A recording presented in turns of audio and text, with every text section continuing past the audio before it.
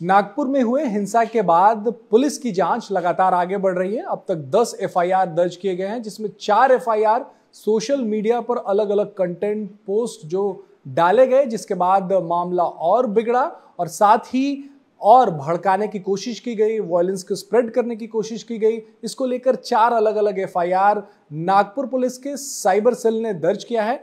DCP cyber Nagpur police के इस वक्त हमारे साथ हैं लोहित मोतानी साहब। सर, ये बताइए कि ये जो 4 एफआईआर आपने दर्ज किए हैं, ये चारों क्या सब में एक ही तरह के गुनाह हैं या अलग अलग तरीके के आरोप इन चारों एफआईआर में लगे हैं? चारों में अलग अलग प्रकार के आरोप हैं। जैसे कि पहला जो एफआईआर है उसमें ये नमूद किया गया है कि जो औरंगजेब के खिलाफ में प्रोटेस्ट हुआ था, जिसमें बजरंग दल और विश्व हिंदू परिषद के कार्यकर्ता जिन्होंने प्रोटेस्ट किया था, उस प्रोटेस्ट के वीडियो को फिर अपने हिसाब से कट करके और उसमें अपने हिसाब से उसमें और कंटेंट ऐड करके उस पर अलग अलग कैप्शन देकर स्प्रेड किया गया, जिसकी वजह से लोगों के मन में दूसरे समुदाय के खिलाफ वायलेंस करने के लिए प्रेरणा मिली और पुलिस के खिलाफ वायलेंस करने के लिए प्रेरणा मिली। ये पहला एफआईआर है। दूसरा एफआईआर है कि जब ये दंगे हुए, राइट हुए और जब इस प्रकार से पुलिस के खिलाफ पथराव हुए, उन वीडियोस को लोगों ने स्प्रेड किया, जिसकी वजह से उसी समय पर दूसरे एरियाज में भी दंगे बने। ये दूसरा एफआईआर है। तीसरा जो एफआईआर है, जिसमें कई लोगों ने अपने हिसाब से अलग अलग प्रकार के पोस्ट डाले, जिसके अंतर्गत उन्होंने वायलेंस को जस्टिफाई किया और फर्दर वायलेंस करने के लिए बोला। और चौथा जो है, जिसमें हमने कलम 152 भी लगाया है, उसके अंतर्गत जो वायलेंस हुआ था पुलिस के खिलाफ में, उसको उन्होंने ग्लोरीफाई किया और इसको सही बताया और सबवर्सिव एक्टिविटीज़ जो वायलेंस में उस वीडियोस में हो रही थी, दिख रही थी, उसको उसने प्रमोट किया और बाकी शहरों में भी इस प्रकार का वायलेंस करने के लिए अपील किया। जिस एफआईआर में देशद्रोह की धाराएं लगाई गई हैं, बीएनएस की धारा 152 लगाई गई है, उसमें आरोपी कौन कौन है सर? क्या उसमें फहीम खान भी आरोपी है? और क्यों आप ऐसा कह रहे हैं कि उसे ग्लोरीफाई करने की कोशिश की गई है? क्या था उसमें ऐसा जिसकी वजह से ये देशद्रोह का कलम जो है उस एफआईआर में लगाया गया है? फहीम खान एक आरोपी है, उसमें अभी तक 6 आरोपी हैं, लेकिन उसमें और बहुत सारे आरोपी बढ़ने की प्रोसीजर चालू है, जैसे जैसे हम लोग आइडेंटिफाई कर रहे हैं प्रोफाइल्स को।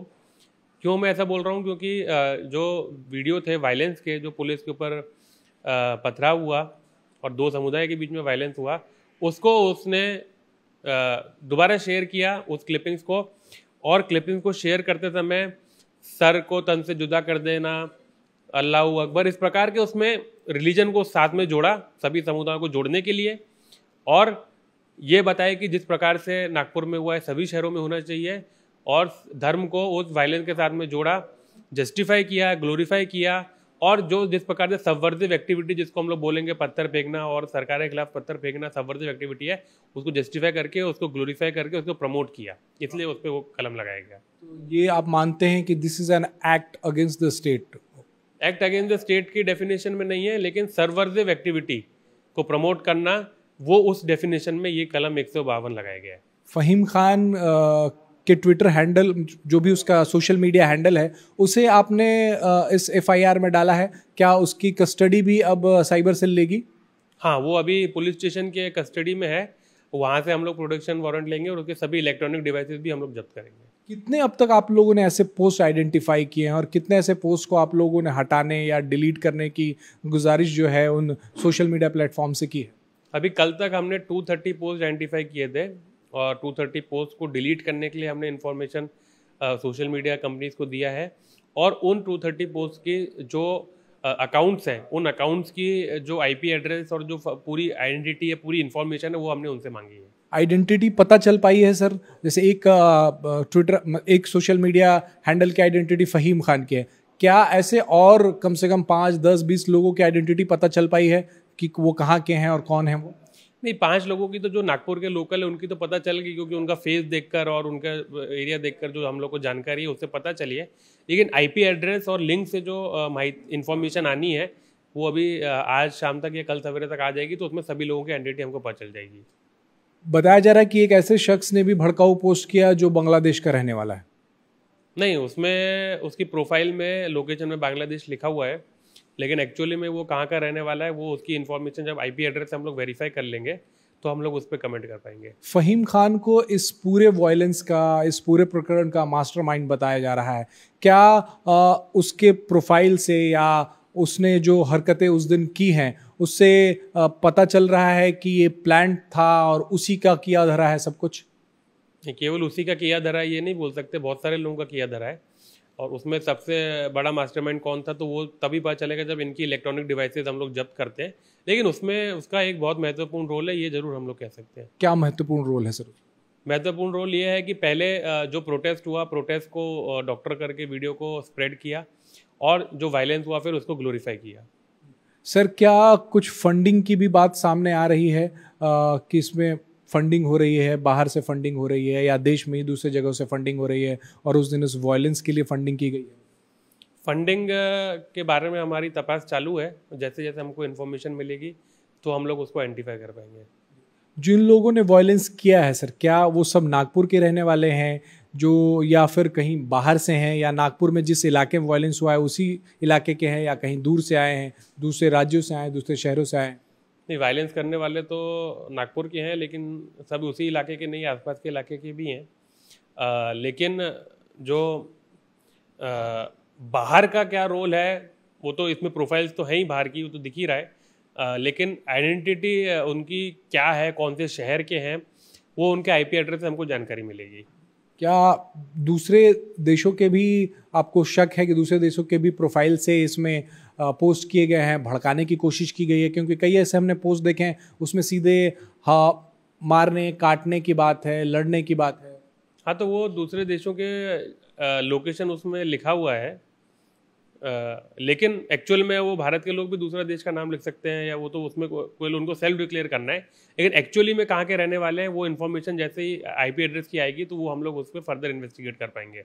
फहीम खान सर एक पॉलिटिकल पार्टी से भी ताल्लुक़ रखता है, एमडीपी। क्या उस पॉलिटिकल पार्टी की भी जांच चल रही है कि इस तरीके के पूर्व में भी इस तरीके के किसी इंसिडेंट्स में तो उनका इन्वॉल्वमेंट नहीं है? क्या कहीं बाहर से उनको फंडिंग तो नहीं हो रही? हाँ, वो सारी जांच हम लोग इसमें इन्वॉल्व करेंगे। और सर अभी जो जांच आपकी चल रही है, कितने और आरोपी जो हैं वो इसमें इंक्लूड किए जा सकते हैं और किस तरीके से निशानदेही हो रही है उन लोगों की? इसमें जैसे 50 आरोपी हमने एफआईआर में डाले हैं, लेकिन जो फर्दर जैसे प्रोफाइल की इन्फॉर्मेशन हम लोग कलेक्ट कर रहे हैं, उनको वेरीफाई कर रहे हैं, चेक कर रहे हैं, इसमें और फर्दर एक्यूज बढ़ने की पूरी संभावना है।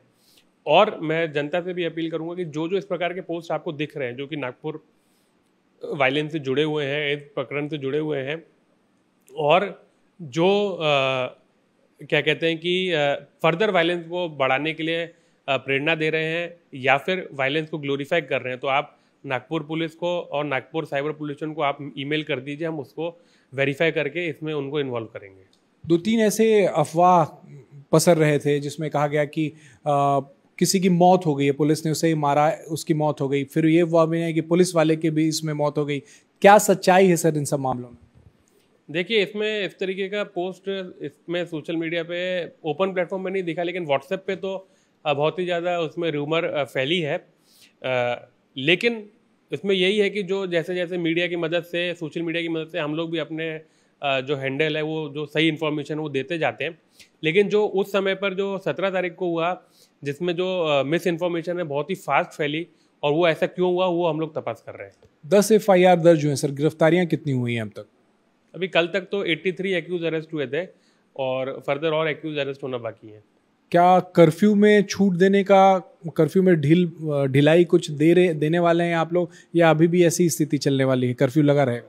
नहीं, वो सीपी सर उसके बारे में निर्णय लेंगे, उसके बारे में टिप्पणी नहीं कर सकता। बहुत बहुत शुक्रिया। तो डीसीपी साइबर लोहित मतानी थे जो बता रहे हैं कि 230 से ज़्यादा पोस्ट आइडेंटिफाई किए गए हैं, उन्हें हटाने के लिए उन सोशल मीडिया प्लेटफॉर्म्स को लिखा गया है। साथ ही इन सोशल मीडिया पोस्ट को फैलाने वाले या भड़काऊ पोस्ट को फैलाने वाले 5 से 6 लोगों को आइडेंटिफाई भी किया गया जो उन सोशल मीडिया हैंडल्स को चलाते हैं, जो उनका इस्तेमाल करते हैं, जो नागपुर के रहने वाले हैं, उनको आइडेंटिफाई किया गया। और सबसे इसमें अहम नाम फहीम खान का है। फहीम खान के खिलाफ बीएनएस की धारा 152 के तहत साइबर पुलिस स्टेशन में मामला दर्ज है, यानी कि उसने जो वीडियो बनाए या फैलाए हैं उसमें वायलेंस को ग्लोरीफाई करने की कोशिश की है, आर्म्ड जिस तरीके से हमला पुलिस पे किया गया उसे ग्लोरीफाई करने की कोशिश की है। उसके वीडियो पोस्ट में सरतन से जुदा, साथ ही अल्लाह अकबर के नारे लगाए गए हैं, जिसे पुलिस मानती है कि इससे वायलेंस और स्प्रेड करने की उसकी कारस्तानी थी, उसकी मंशा थी, जिसके बाद उसके ऊपर देशद्रोह का मामला दर्ज किया गया है। अब जल्द ही साइबर पुलिस स्टेशन जो है उसको अपने कस्टडी में लेगी, कोर्ट जाएगी, प्रोडक्शन वारंट के जरिए उसे अपने कस्टडी में लेगी और आगे की जांच करेगी। कैमरा विजय भदौरिया के साथ राजेश कुमार, इंडिया टीवी, नागपुर।